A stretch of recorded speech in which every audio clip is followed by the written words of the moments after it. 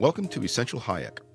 I'm Don Boudreau, professor of economics at George Mason University, senior fellow at the Fraser Institute, and blogger at Cafe Hayek. This video is part of the Fraser Institute's initiative to present the key ideas of F.A. Hayek in an easily accessible format. In this video, we provide an overview of Hayek's life, his accomplishments, and the events that influenced his thinking. Friedrich A. Hayek was born in Vienna on May 8, 1899. As a young man, he served in the Austrian army during World War I. Hayek soon found himself assigned to the Italian front, where his experience in combat had a profound and decisive influence on his life. Following the war, Hayek returned to Vienna and completed doctoral degrees in both law and political science. Working as a young economist in Austria in the late 1920s, Hayek was taken under the wing of noted economist Ludwig von Mises and began his work researching business cycles. Business cycles, or what were then called trade cycles, are known today as booms and recessions.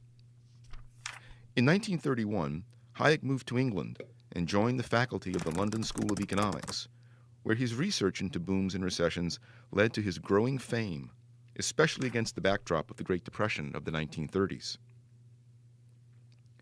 During this time, Hayek crossed paths with his greatest intellectual rival, John Maynard Keynes, who promoted the idea that governments could actively and successfully manage the economy. Hayek argued, in contrast, that an economy is too complicated and the information needed to make decisions too decentralized for a centrally planned economy to be efficient or effective.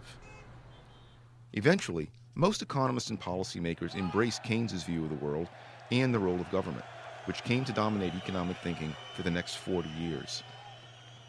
Hayek was largely relegated to the sidelines. But Hayek's time in the shadows was brief.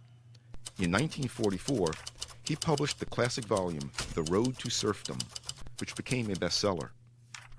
In 1950, Hayek moved to the University of Chicago, where he published his second major work, The Constitution of Liberty.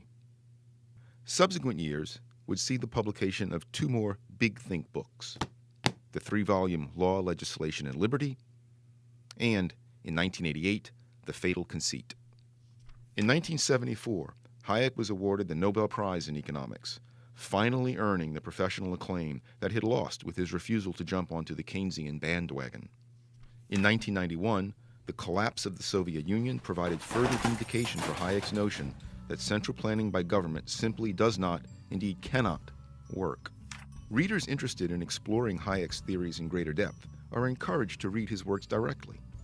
I recommend starting with The Road to Serfdom, and economics students might wish to start with Hayek's influential 1945 essay, The Use of Knowledge in Society. To learn more and to download Essential Hayek for free, visit www.essentialhayek.org.